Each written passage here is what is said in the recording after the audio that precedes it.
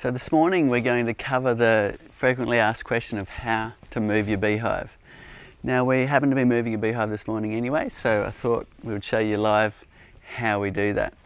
So the first thing to do is to prepare your hive. Now if you come and have a look at this, first thing to do is make sure you can get your flow hive roof off without the bees coming out. So the flow hive 2 has a plug in the roof. If you've got the classic, then you'll need to block this area. If they have been up in the roof making comb, you'll need to tidy that up before you plan to move the hive.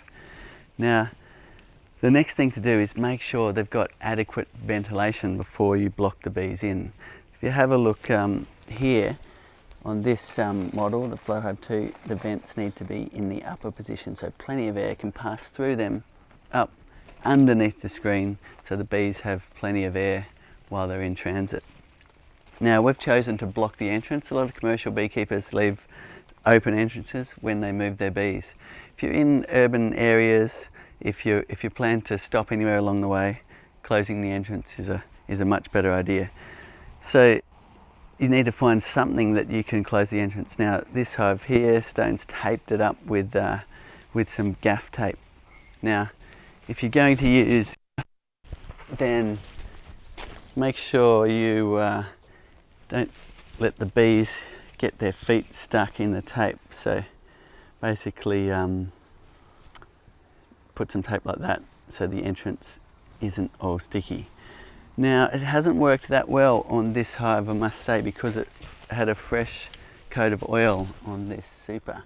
So one thing I like to use when moving beehives is a bit of steel wool to press in the entrance. That works very nicely. But anything to block the entrance is going to work. If you've got a screen bottom board, you don't need to worry about ventilation. If you haven't got a screen bottom board, then you might need to block it with some mesh, which you can either staple over the entrance or tape over the entrance. So make sure you do have good ventilation. Now the next thing is the time to block up your beehive is in the night. So you can block it up after dark or in the very early morning before the bees are out, because you don't want to lose those foraging bees. If you just decided to move it in the middle of the day, you'd lose all of those bees that are out there collecting pollen and nectar. So the next thing to consider is how far you're moving your hive. So if you're moving it a short distance, the bees, they geolocate to a specific spot. So what you'll find is a whole lot of the bees will go back to that original location. But if you're moving them a long distance, then they won't recognize the area and they won't go back. In this case, we're covering how to move a beehive a long distance. We'll cover how to move them a short distance in another video.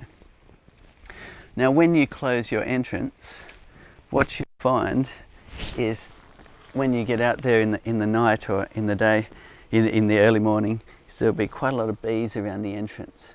Now just blowing a bit of smoke on those bees will get them to run in. That's a good tip to get the bees inside the hive. Don't blow it inside the hive. It's more to blow on the bees on the outside, and then they'll run in a few minutes later. You might need to do that a couple of times, and then you can seize the opportunity and close the entrance and either move it that night or wait till the morning. Now what you don't want to do is leave your beehive in the sun for too long, because another factor when moving hives is keeping them cool. Best to move them in the night or the early morning or late afternoon and keep them in the shade. So we're moving this hive into the shade now, and we'll show you how to put it onto the ute, onto the pickup. So in terms of distance, if you're moving them, say, more than about 4 miles or 6.5 kilometres, generally you're okay. You won't get many bees returning to the old location. But if you're moving them shorter than that, you will. So in this case, we're going to move it more than 6.5 kilometres. Okay. So if you could come and give me a hand, Bianca. Now, it's a good idea to be wearing your bee suit. Remember, some people have severe allergic reactions to bees. Keep that in mind when you're moving your hive. Try and do a good job. The next thing to prepare once you've got your entrance closed is the tie downs. Now, ratchet straps are far better than this cam lock type of type of arrangement. These aren't very strong, so go for these. They're much stronger. You can really tighten them down, and that'll make sure your hive doesn't fall apart when you're moving it. Okay, if we can pick up the hive, the bottom, bend your back. Beehives can be quite heavy, get some help, and up. And we're going to head down and put it onto the ute. We call it a ute here in Australia. In America it's called a pickup.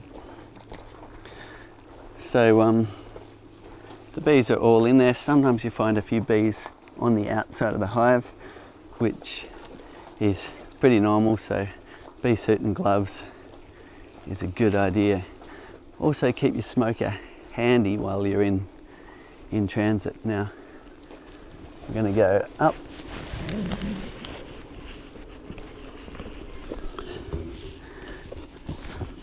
Another thing we prepared was making sure, I can just spin that around, just stuck on the edge there. Okay, so the next thing is to get it centered on your truck or trailer. Now, I don't recommend putting your beehive inside your car. Reason being is if you have an accident or the bees get out, you're in a lot of trouble and nobody wants to help you. So hire yourself a trailer if you don't have a pickup. Okay, if you just want to grab one side and we'll shift it across towards the center. One more step we did here was make sure these on the Flow Hive 2, your adjustable legs are screwed all the way in, so it's going to sit nice and level. If you've got the Flow Hive Classic, then you don't need to do that step. Okay.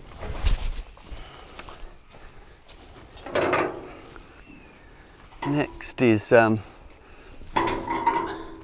get yourself a nice strong strap to tie your beehive down with.